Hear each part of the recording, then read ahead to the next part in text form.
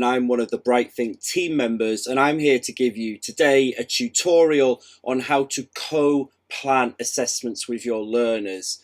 Now, co-planning assessments, in particular professional discussions and observations, is really important.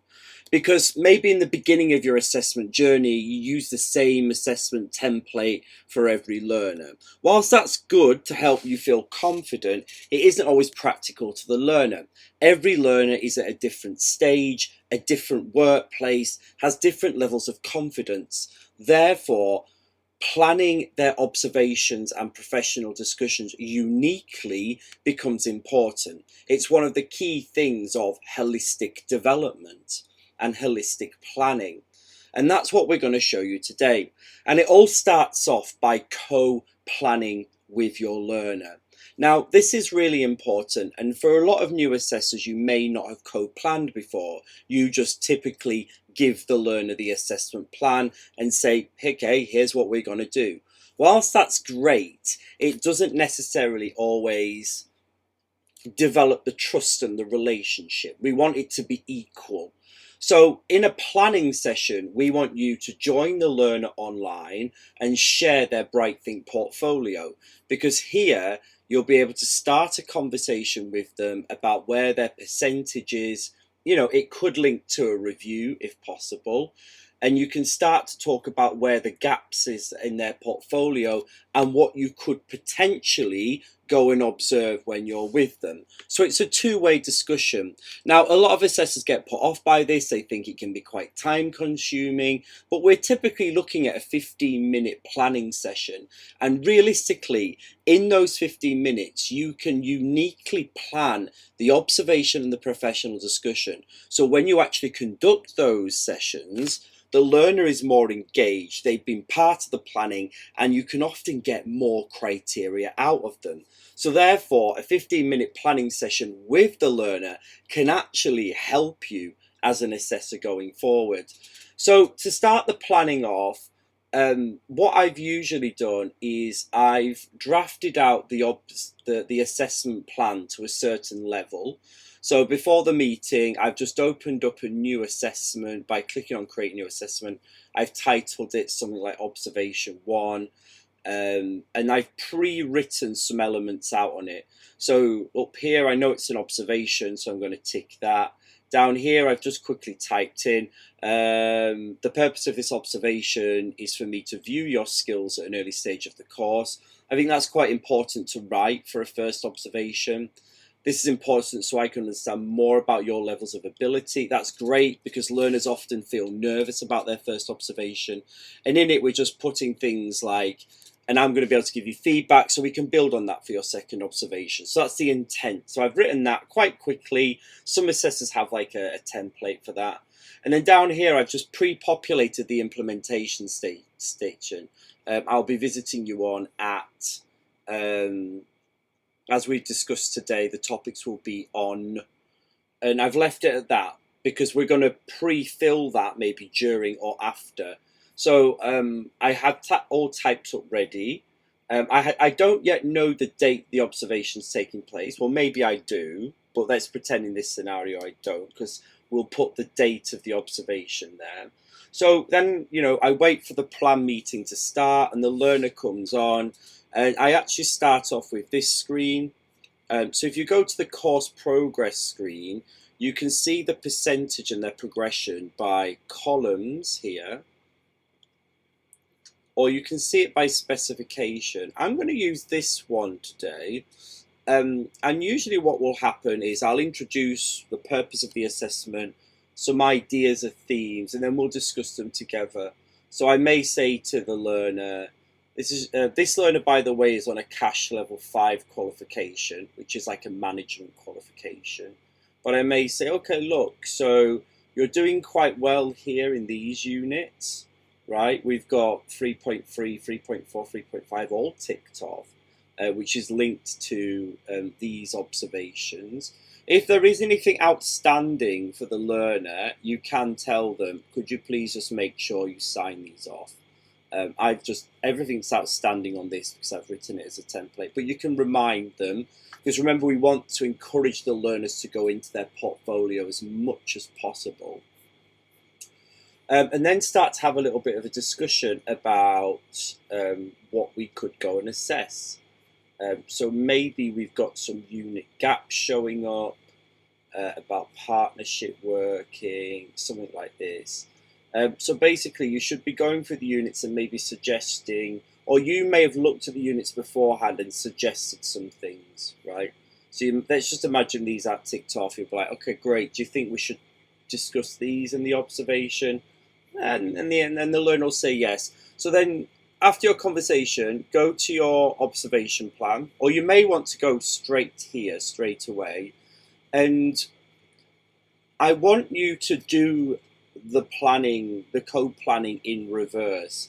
So usually you only tick off the achieved criteria once you've done, right, the assessment.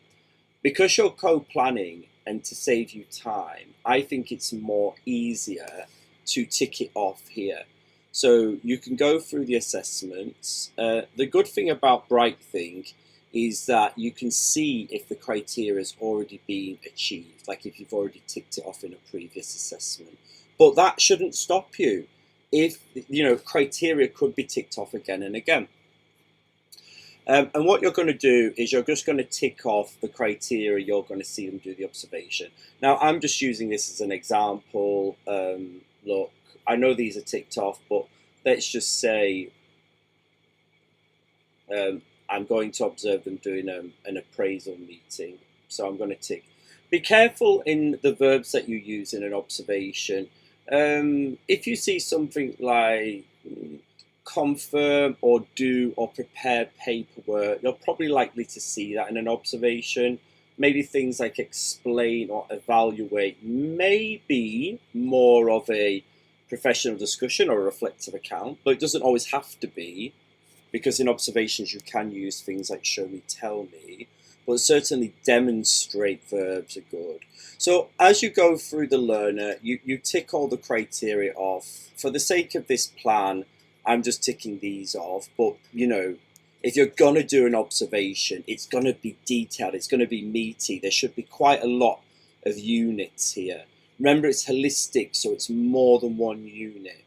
And so yeah, at the end of it, you say, great, so we're agreeing to these, and then you might agree the time. So you'll be visiting them on, I don't know, let's just say you've agreed to meet on Sunday the 30th. So you're going to put it here as well, Sunday the 30th of August, and you've just agreed 10 a.m. Right, make them aware and tell them in the meeting to put that in their diary. And then I usually write them a little note down here to say, please let your line manager know. And that's it. So you've successfully done the planning all in a 15-minute session. And you can, after the call, you don't type when the learner's live, but after the call, you could explain here. You could, put a couple of paragraphs here just to make it clear. And then the learner should get their observation. You can send them a little message to check it, but remember, they should always be able to view it in their notifications. Now, because you've pre-populated this area, that means after you've done the observation, what you should be doing when you're about to upload your observation notes, like going upload here, you should do it in reverse.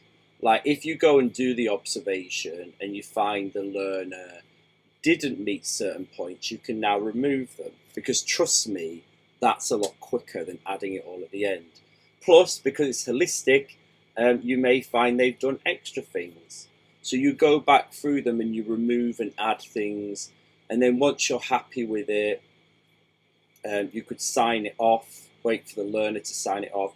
You could write some feedback here, well, you will write feedback, or you can do the feedback in audio.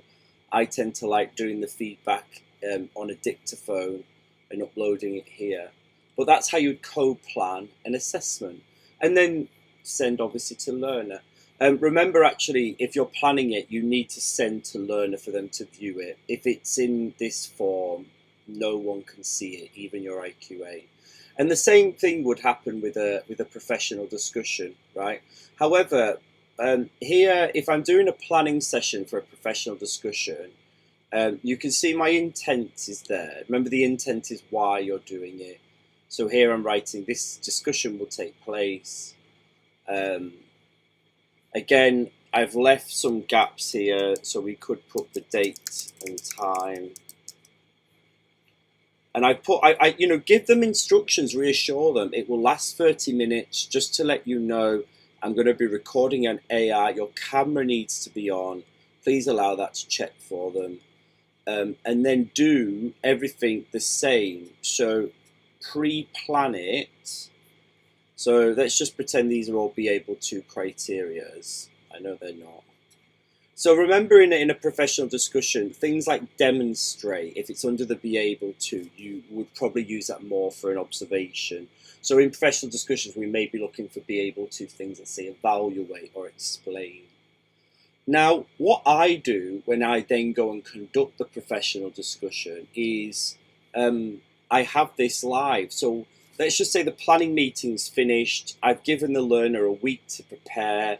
I've sent it to the learner so they have time to prepare it.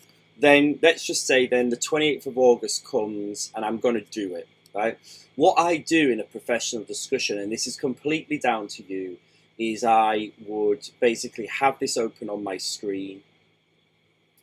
And as the learner's talking, I refer back to this. So I might edit it as it's happening live. Remember, a professional discussion is a two-way conversation. It is different to a verbal question and answer. That's something you can speak to your IQA about. But you could have this live during the discussion as a marking point to save yourself some time. And then, of course, I sign it off. So that's how you would co-plan something. Don't be afraid of having a planning session and planning it with the learner. BRITEthink allows you to view your progress, see what criteria is being ticked off, and plan it with them. And that is the beauty. When you plan it with a learner, you're knowing about their confidence. So you're only going to be asking them the questions they feel confident in, which means as time goes on and the course progress goes up, you're able to do more professional discussions in the future.